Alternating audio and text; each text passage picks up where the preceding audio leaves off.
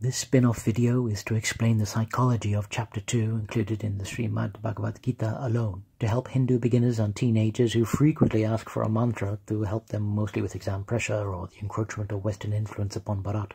21% of this site's solution to emotional issues come from this Chapter 2 alone, but I will show many more entries they have forgotten. There are 18 chapters, but as our disciplic succession has pointed out, Chapter 2 is Krishna's index for the steps of the whole Gita. These solutions are not just by the power of faith, but are the healing song of God Krishna while preparing Arjuna to restart this disciplic succession 5,200 years ago, with methodical steps for reparation, empowerment, and enlightenment. First column details depression, which is a serious illness, not just sadness.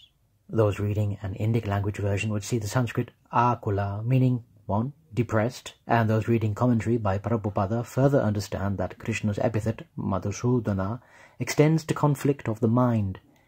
So the omitted reference of text number 1 is very important to add, overwhelmed with compassion, tears, and laments, all signs of ignorance of the real self, and fixed conception of the latter will fix the fruit of being. Arjuna facing his relations. 2. Demotivated him. 3. Spiritually foiled to the non-control of his physical mind. 4. So that he forgets his position, his duty. And 5. As we will see in further text, the reason for his confusion. Arjuna's reaction 5,200 years ago was more fitting for the non-Aryans, meaning those who practiced living without knowing the meaning of life, so not venturing for the spiritually higher domiciles. The degrading impotence and weakness of heart is symptomatic of the diagnosis by Krishna. 4 and 5 is for number 5, as Arjuna gives every excuse. Here a conflict of respectful etiquette, even after they should have lost respect due to their greed. Text 6 is actually about clear-headedness of spiritual logic. Text 7 is for number 3 and 5, but is importantly surrendering unto Krishna. Shout out to the 8th purport, mentioning both 6, grief, and 7, seeking peace so early. The former also applies for text 9 to 13, around the word lament. The 13th purport naming forgetfulness due to Maya. Text 19 purports against killing anybody, even oneself. 20th purports 4 and 6. Text 21 about 8. Text 22 for 6. Text 26 for 6 and 8. Just 6 for text 27 to 28.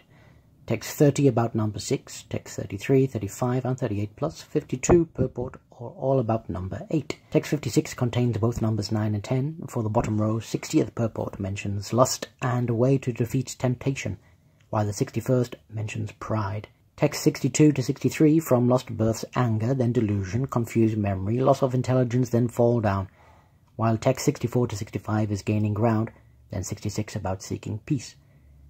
There can be no happiness without peace, text 67, again, about controlling all the senses, which leads to text 68, steady intelligence.